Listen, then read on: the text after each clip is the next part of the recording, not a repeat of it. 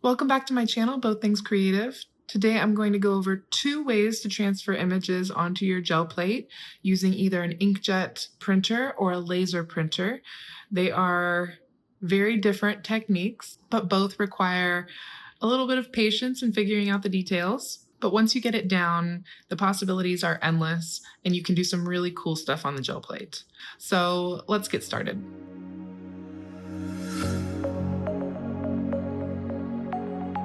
Before we actually jump into those techniques, I'm going to go over a short tutorial about how I prepare my images on my computer before I print them to increase my chances of better transfers. So let's look at prepping this image to transfer onto the gel plate. I snapped this photo from Harder's Picture Archive book. It's a collection of interesting images that you can use copyright free in your artwork. I can add a link to that book down below in the description. After I took the photo, I airdropped it to my laptop. Personally, I like working on my laptop. There are apps that you could use to adjust these images directly on your iPad or phone, but I will be working in preview on a Mac. Just know that you should be able to adjust these same settings and do what I'm doing, even if you don't have a Mac. There are lots of programs out there that offer this same functionality. From here, I'm going to crop this guy. So first, I drop the saturation all the way down to 0. Technically, dropping the saturation down to 0 doesn't make the image black and white, although we have removed any color intensity and it is a grayscale image now. So I get better results when I do this first. I drop the saturation down to 0. It makes the whites whiter and the blacks darker. And then when I print my image, I can select print black and white. I get better results that way. And play with the contrast a little bit, because essentially the more black we have in the image, the more toner or ink we will have to transfer the information of this image onto the gel plate. You'll see how this plays out in just a minute. So from here, I'm gonna take the exposure up just a little bit and bring out a little bit more of the highlights in the lizard. And all right, great. I'm going to close my lizard and save him. Okay, so this next step is dropping out the background. There are so many ways to do this. Canva is one of my favorite programs to use to adjust images. And actually everything I did in preview, you can do in Canva. My absolute favorite go-to for dropping out images using this website called clippingmagic.com. And it's the fastest, it's the cleanest, it's just my favorite. And you are more than welcome to use Photoshop, Canva, PicMonkey. There are so many options out there for doing this. This is just my favorite. I believe it's $2.99 a month, and I use it enough to warrant that cost. So I'm going to bring my image over and just drop it here. I am at clippingmagic.com.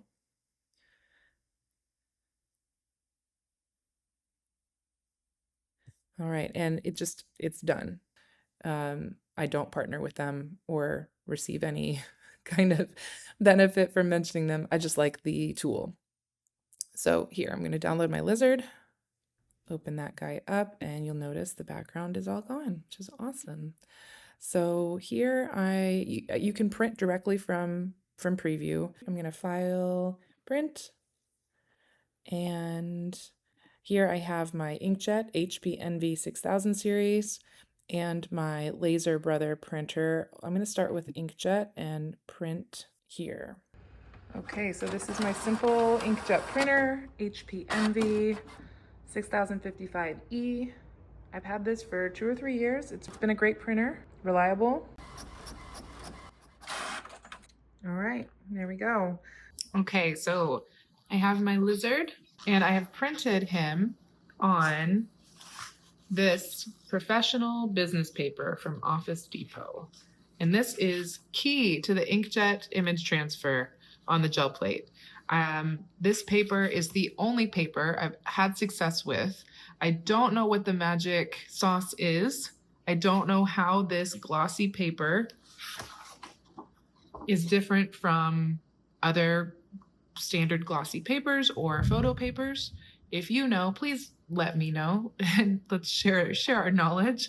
I would love to be able to share other resources and places to find papers, especially for people working outside the United States. I think finding this specific paper has been difficult. So if you've had success with other papers, please let me know. With that said, I want to warn you that other photo papers, other glossy papers, can not only just rip and tear when you try and pull them off of your plate, but they can also stick and and ruin your plate. I mean, you're more than welcome to experiment on your own. So, fair warning. The other tricky thing about the inkjet transfer is the ink. And as I mentioned before, I use an HP Envy printer. The ink that I use is HP 67. This is a pigment-based ink, which I think is another key to getting this inkjet transfer to work. Check your printer and make sure you're using a pigment-based ink and not a dye-based ink. The dye inks will not transfer. Again, I wish I knew the science behind this to be able to give you more information about why some inks work and some do not. But unfortunately, I only have my own experience to go on. I don't know the reasoning as to why some papers work, some inks work, and some don't. But I do know what I use and what works. It is pigment-based, which means it will be light-fast. Light-fast just means it's resistant to fading. I cannot say the same for dye-based inks. All right, so now that I have my inkjet version of my lizard, I'm going to print the same lizard from my laser printer. You do want to print in black and white. My only other tip for getting a good laser image transfer is to print your image twice. So let's back up just a minute and talk about the difference between inkjet printers and laser printers. Inkjet printers lay down a layer of either pigment-based or dye-based ink directly on the paper. Laser printers do not use ink. They use toner, which is a powdery material made out of plastic and pigment that is actually melted onto your paper as it's printed. So the reason we want to print our laser image twice is because then we have 2 layers of toner or melted plastic on our copy paper that will act as a resist when we lay it down on our gel plate and essentially create our image by resisting the acrylic paint and leaving that acrylic paint on the plate in the design of our photo or our image. And I realize that may be confusing without actually having done it or seen it. So let's print our image and then get over onto the gel plate, and hopefully this will make more sense. Okay, so this is my laser printer. I have a Brother, and there's the model number. I'll also leave that in the description below.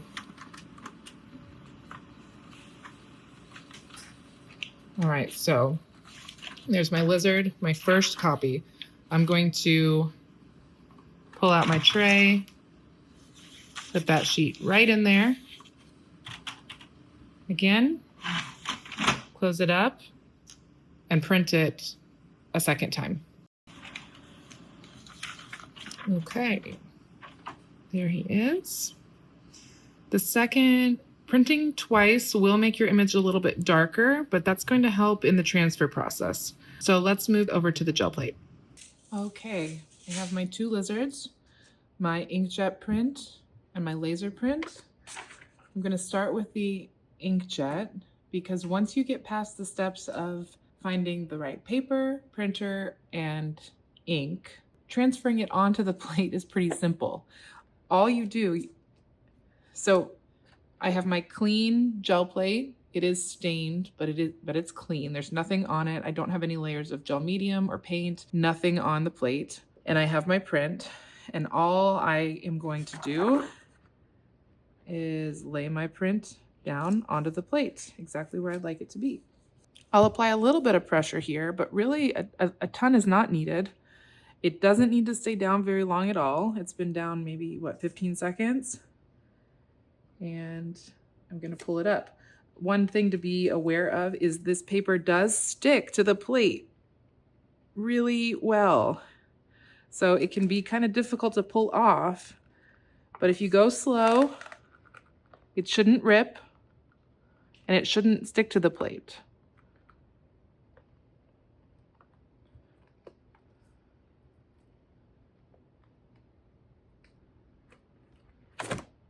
go. Now there is still ink on my print and I can use this a few more times. The image does fade as you repeat and use the same print multiple times, but it can be a cool way to play with repetition or just use it in future prints. I'm going to zoom in here so that you can see the transfer. And that is the ink from the inkjet printer directly transferred onto my gel plate. There's no paint involved. It's simply the ink transferring off of the paper onto my plate. Now we're going to move on to our laser printed image. As a reminder, this is standard copy paper.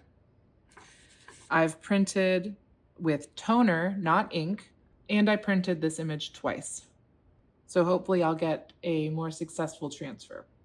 So the process here is very different from the process for the inkjet transfer. Laser transfer, I'm going to begin by rolling a thin layer of black paint onto my plate, and then I'm going to lay my image on top of the paint. And where the printer has melted this toner, which is essentially tiny pigments of plastic and color, that toner is going to resist the paint on my plate.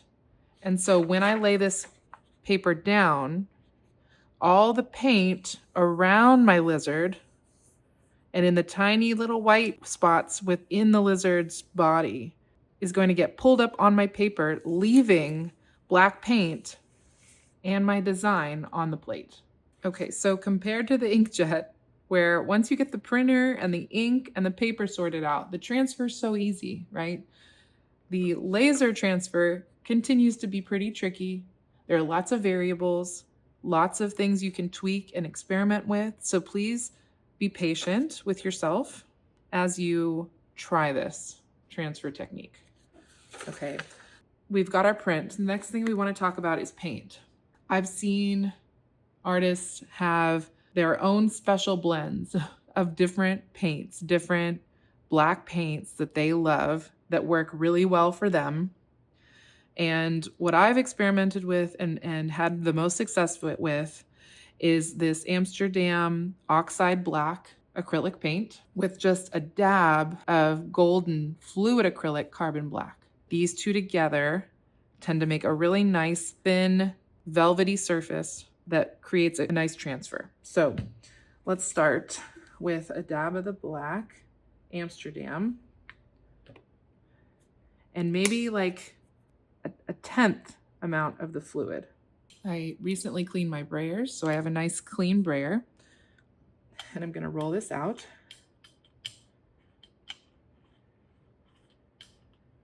And this is one of the crucial steps. We want a very thin surface of paint, a very thin layer of paint that's not too thick in one area over another. Nice and velvety. There we go. That's looking good.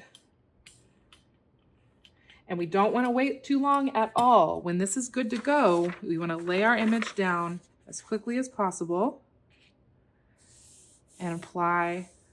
The pressure matters more with the laser image transfer. We want to get all that paint around the lizard to pull up. And we don't want to leave it on too long or all the paint will begin to dry and we'll lose our image, okay? There we go.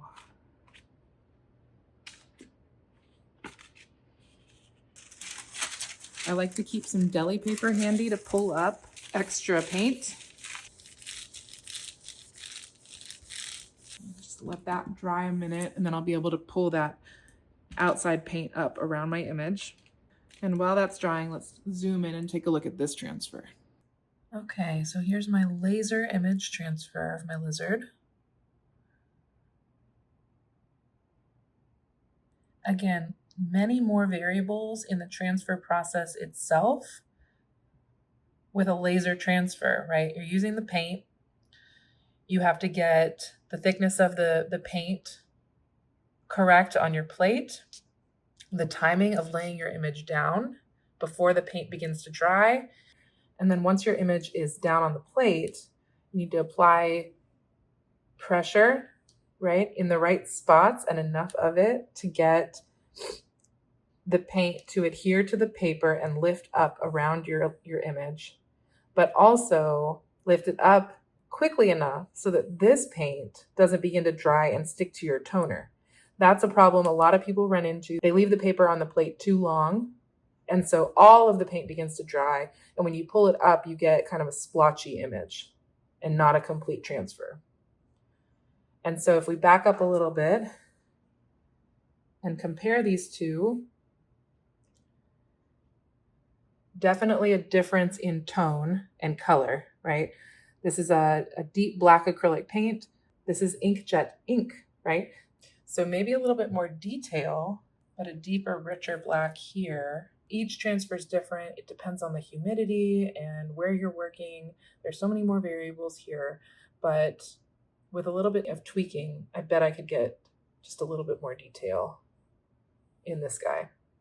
But also keep in mind, I printed this twice. So he was a little bit darker to begin with and more dense. So we're seeing that at play here as well. Okay, I'm gonna see if this black paint will pull up.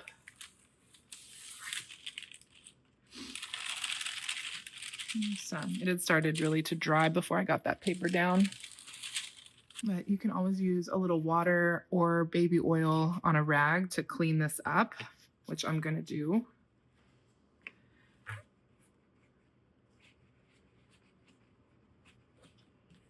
Okay, so from here, we can pull our print. I have a piece of Canson mixed media paper. This is 98-pound paper, so not as thick as the watercolor paper I usually would use. I like to use a mixed media paper or lighter weight paper for demos and for papers that I might use in collage versus a heavier hot press watercolor paper that I would use for prints that I would either like embellish or frame just in and of themselves. So, and you're more than welcome to use, a standard copy paper or really any paper. I see people use junk mail and all kinds of paper to pull prints, especially when you're learning or you're going to cut them up and use them for collage. You don't need to spend a bunch of money on expensive, heavier weight paper. So, another thing to note when it comes to pulling these prints, the inkjet transfers can be pulled immediately. As soon as you pull up the transfer, pull up the printed image, this ink is dry and ready to be pulled. You wouldn't want to get this wet and ink. So if it gets wet, it'll blur and distort your image. So keep that in mind. But layering paint right on top of it should be fine as soon as you pull the paper up. With the laser image, you want to give this a few minutes to dry. Usually the paint is so thin that it really only takes a few minutes. I'm going to pull this using one of my favorite colors, parchment. And I'll just put a little dab here. That might be enough for both. We'll see. Put the acrylic directly onto the plate and cover your image. Now I'm just going to put a little bit on top of each image to pull them up, but you can cover the entire plate, add more texturing, more layering. The possibilities are endless. I do need a little bit more.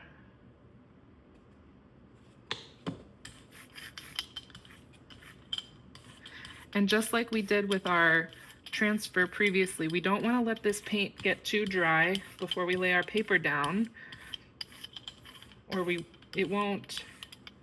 And if it does begin to dry out, just add a little bit more.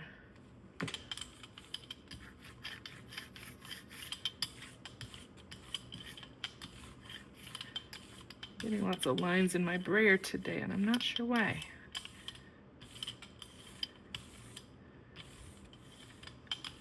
Looks fine. Okay. I lay my paper down, before that paint begins to dry. Apply even pressure across the whole surface.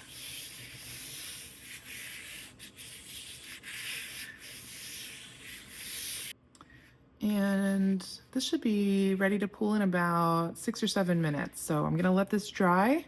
You need to let the final layer of acrylic paint dry completely so that it bonds with any other layers of paint that you've placed on the plate, including the layer of paint that we use to create our laser transfer image.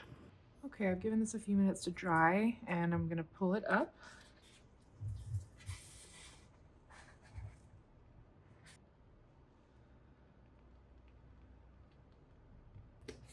All right, there's my inkjet transfer and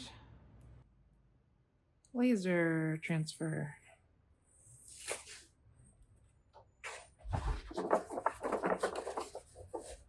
So I obviously didn't clean all of that black paint up off of the plate around my laser image, but that's just part of the process. You know, you can be more meticulous about that if you'd like to be. Okay, there you go. 2 techniques, again, very different, but really neat results both ways. So if you have other questions, post them in the comments below. And I am, growing this channel. So if you think someone might benefit from watching this video, please share it. And I'll see you soon.